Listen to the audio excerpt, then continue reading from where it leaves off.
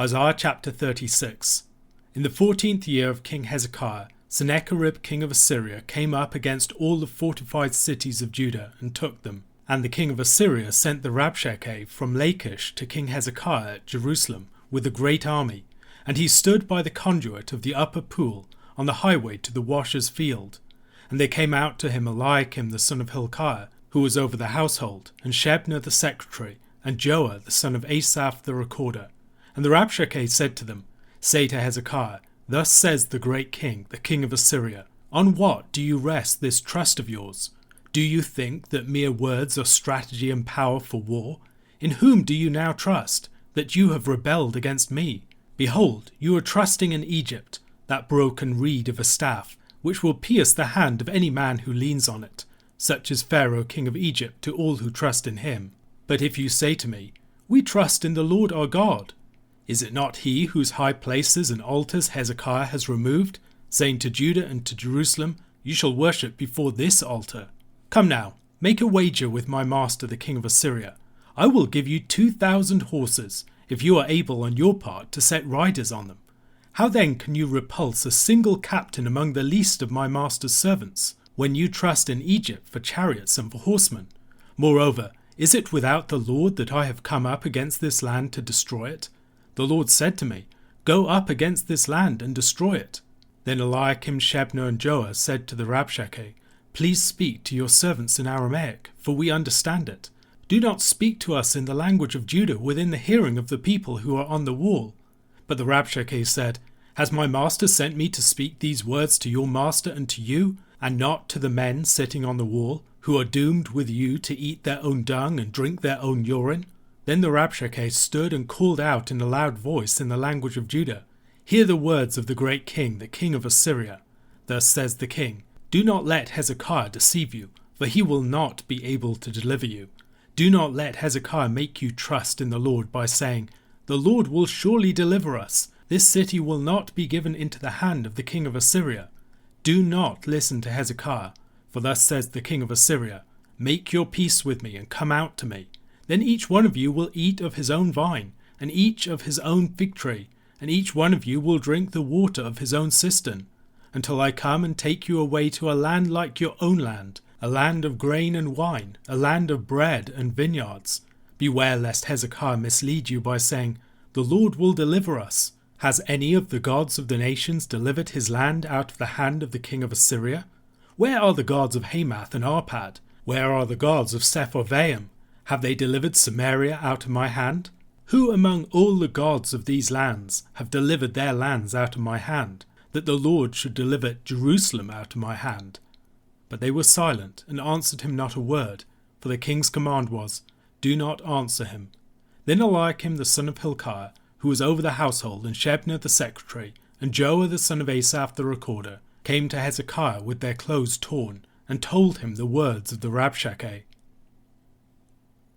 In Isaiah chapter 36 and following, we have the narrative of the Assyrian crisis in 701 BC.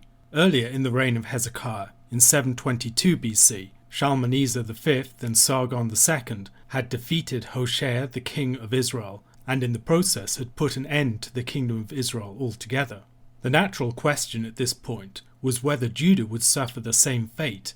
The text of Isaiah chapter 36 to 39 is largely identical to that of 2 Kings chapters 18 to 20. The stories here are not arranged in chronological order. The events of chapters 38 and 39 largely precede those of chapters 36 and 37. Merodach-Baladan, for instance, was not king of Babylon in 701 BC. He had already been removed. Structurally, within the book of Isaiah, we can observe a juxtaposition of the story of Ahaz and the crisis of the Syro-Ephraimite War, and the Assyrian crisis in 701 BC. Certain details in both of the narratives would bear out this association. For instance, in chapter 7 verse 3, Isaiah was sent with his son to meet Ahaz at the end of the conduit of the upper pool on the highway to the washer's field. The same location is mentioned in chapter 36. This might invite us to compare and contrast the faith and the unbelief of King Hezekiah and King Ahaz respectively. Such a comparison and contrast would underline one of the primary themes of the book of Isaiah, which concerns trusting the Lord over the nations. The signs don't look good for Judah. Sennacherib successfully captures all of the fortified cities of Judah, 46 of them, and Hezekiah has to ask for mercy for him. He sends messengers to Sennacherib in Lachish. Lachish was a heavily fortified city that was the second city of Judah to Jerusalem at this point. It might seem that Sennacherib was well underway to completely overrunning the nation. We have archaeological evidence of a vast Assyrian siege ramp that was set up against the city of Lachish.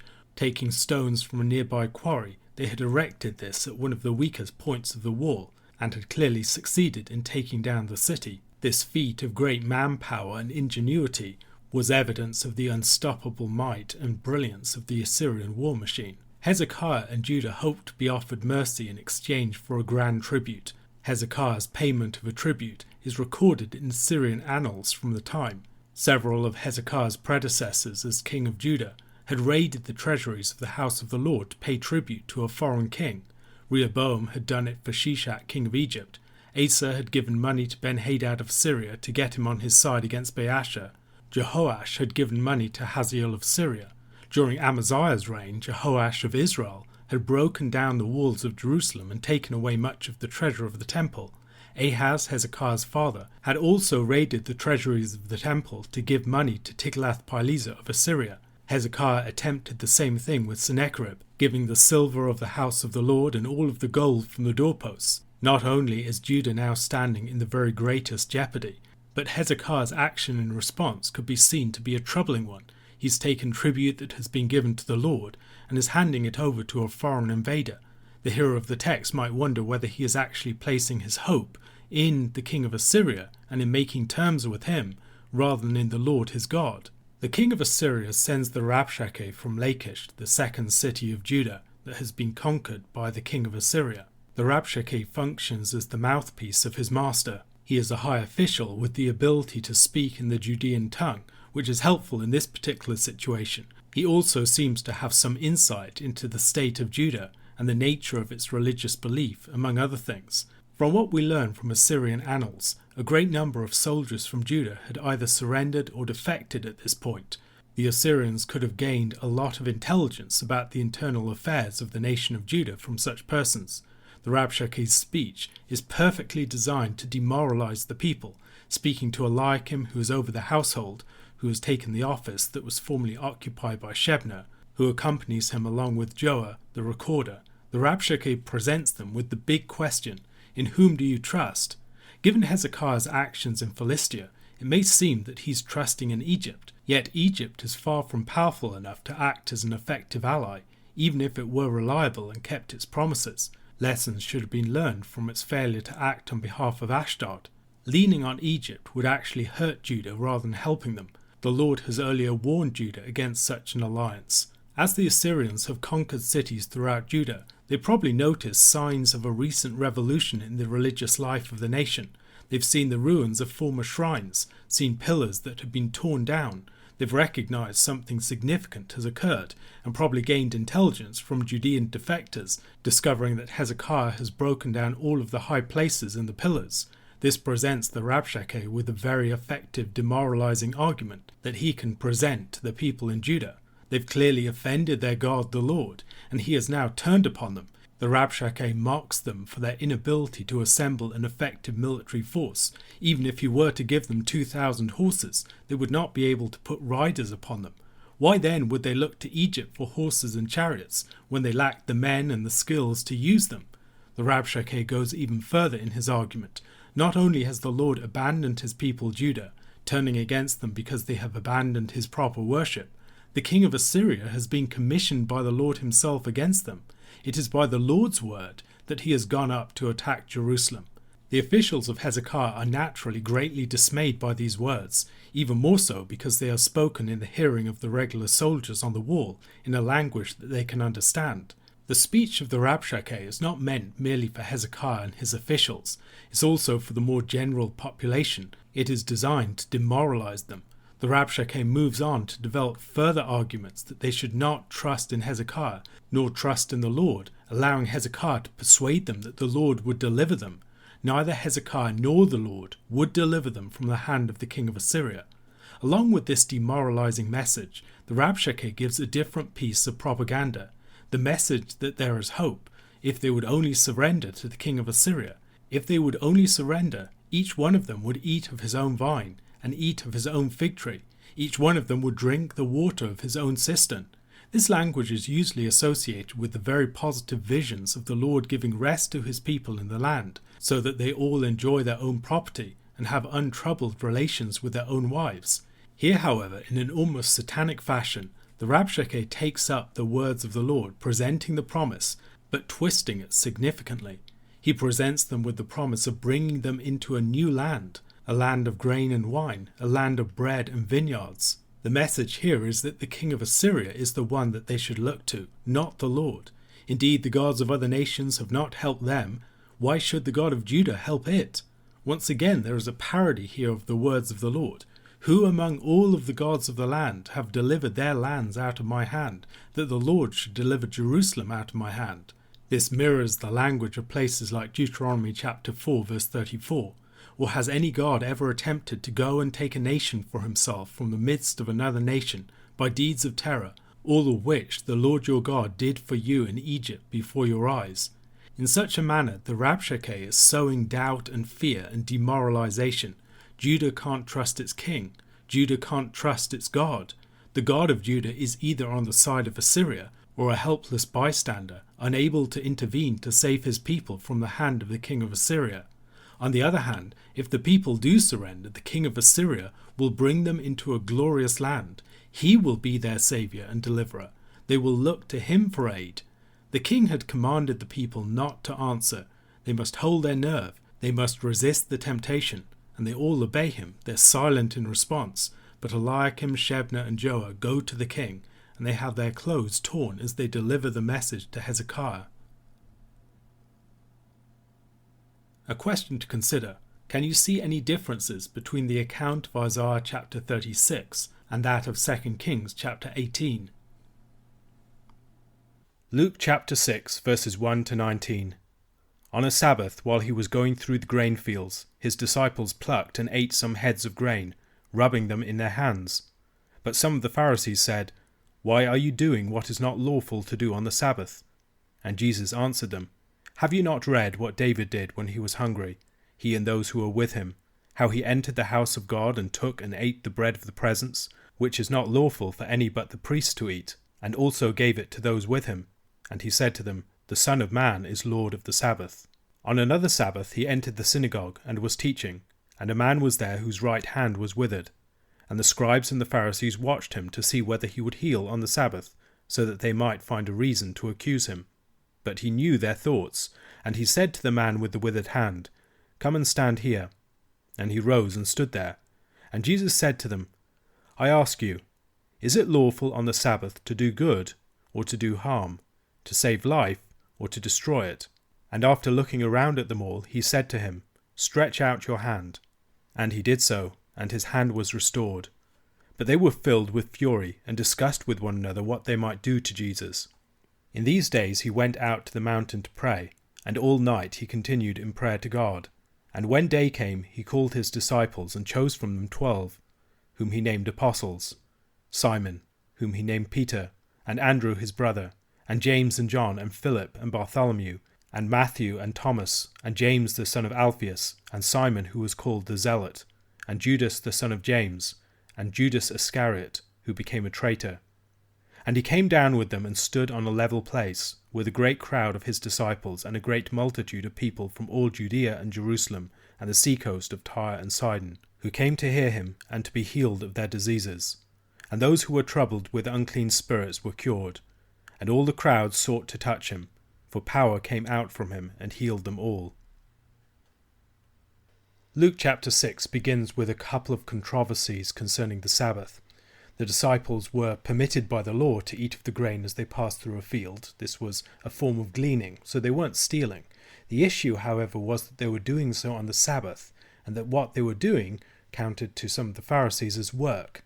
Jesus' disciples are challenged by the Pharisees for their behavior, and Jesus gives a response. In his response, Jesus focuses upon the example of David. In 1 Samuel chapter 21, verses 1 to 6, David and his hungry men were permitted to eat of the showbread, which was usually restricted to the priests.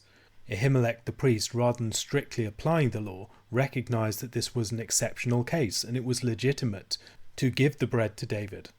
In that instance, the hunger of David and his men took precedence. Jesus, of course, is a greater David. He has the prerogative to determine in this instance. His men are like David's men. They're on a mission for God. As those committed to a divine ministry, it takes priority, and it is not a violation of the Sabbath. This is something that Jesus fleshes out more in the parallel passage in Matthew chapter 12. The work of the priests is not counted as Sabbath-breaking work because it is in service of the temple. But, as Jesus argues, there is something greater than the temple here, Jesus himself. The Sabbath was meant to give rest to man, not to subject man to bondage, and the Son of Man is the Lord of the Sabbath. He is the one who gives the true rest that the Sabbath bears witness to. In Jesus' response to the challenge to the actions of the disciples in the grain fields, he makes an analogy with David and his followers. On one level, this might be seen as an example of hunger taking priority over the law of the temple, but it seems to be something more than that. He's aligning himself with David.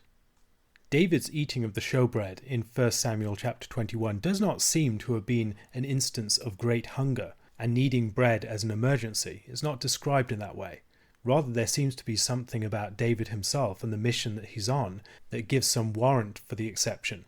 And Jesus, it seems to me, is making a similar claim about himself and his disciples. This, I believe, becomes more apparent in Jesus' final claim. The Son of Man is the Lord of the Sabbath. He presents himself as the eschatological Son of Man again, as the Lord of the Sabbath as such. As the Lord of the Sabbath, Jesus is the one bringing in the great Sabbath. His whole ministry began with a statement concerning the Jubilee, the year of the Lord's favour. He's the one who's bringing rest and deliverance and all these other things that belong to the reality of the Sabbath. His entire movement is a Sabbath-bringing movement, and so it is not inappropriate for his servants and followers to enjoy exceptional prerogatives on the Sabbath day. We should also here recall that this comes after Jesus' teaching concerning the old wineskins and the new wine. Jesus' ministry exceeds the old structures as it fulfills them. Jesus then heals a man with a withered hand on the Sabbath. It's on another Sabbath. This is a different day, but it's connecting the two stories together so that we recognize there's a Sabbath theme going through this part of the chapter. Although the man isn't in urgent need, Jesus gives rest on the Sabbath, which fulfills the intent and the commandment of the Sabbath. And he poses a question to the people who would challenge him in a very stark way: to do good or to do harm. Now, it would seem that this man does not urgently need to be healed. He could hang around for a few days and then be healed later on. Jesus is presenting such healing not just as permissible, but as something that is part of the meaning and the purpose of the Sabbath itself. Sabbath keeping is about giving life and healing. It's not designed just to be a means of laying heavy burdens upon people. Perhaps in this story we're also supposed to see something of the healing and restoration of Jeroboam's hand in 1 Kings chapter 13 being alluded to. The account of the choice of the 12 that follows begins with Jesus going up on the mountain and praying all night. Luke is the only gospel that recalls the prayer of Jesus prior to the choice of the disciples. And perhaps in the situation on the mountain we should recall some of the events of Exodus, not just the choice of the elders, but also the way there were different groups of people that had different degrees of access to the mountain. The choice of 12 seems to be naturally connected with the patriarchs and Israel. They aren't just the number 12 by accident. Indeed, they are commonly called the 12 from that point onwards, and when Judas betrayed Christ and was dropped from their number, they had to choose a replacement to keep the number. The 12 are listed beginning with Simon and Andrew and James and John. And Simon and Andrew, brothers, James and John are brothers, but Simon, James and John are the three core disciples. Elsewhere we often see these disciples listed in their order of priority, so Simon, James and John, and then Andrew comes next because of his association with Simon, but here his association with Simon as his brother leads him to be second in the list. Simon, in each of these lists, is the first. He is the primary disciple. He's the one who speaks for the others. He's the one who leads the others. He's the one who represents the others. Here we're told that he was named Peter by Jesus. And just a chapter earlier when he was called, he's called Simon Peter for the first time after he responds with a sense of fear and awe to the manifestation of the authority of Jesus' word in the miraculous catch of fish. This, I would suggest, is an important signal that Luke is giving his readers, that at this point Peter is assuming something of his new identity that Jesus is going to give him as the first of the apostles. The order of the disciples is fairly consistent across the Gospels, with some variations. The ordering of Andrew, or the ordering of Judas, who's also called Thaddeus, that varies, but everything else is pretty much the same. Each list begins with Simon Peter and ends with Judas Iscariot. The 12 will function as a sort of band of brothers with Jesus. They can perhaps be compared with David's mighty men. Jesus is the Davidic king and the man of action, and he's surrounded by his mighty men. Like David, he has a larger group of mighty men and a core group of 3, and we see that in 2 Samuel chapter 23, verses 8 to 12. Although Jesus had a great many female followers, including many prominent ones, some who were more prominent in the narrative than certain members of the 12 are all male. They're like a military company, and they're prepared for doing battle against the demons, for scoping out the land, for proclaiming the message of the kingdom, and later on for being the foundation and the leaders of the church.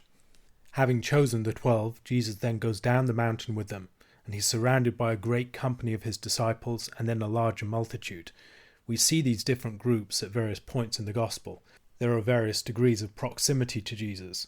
There is, perhaps in the furthest circle, the whole nation of Israel. Then there's the multitude that listen to him. And then in the circle within that, there are his disciples who follow him around.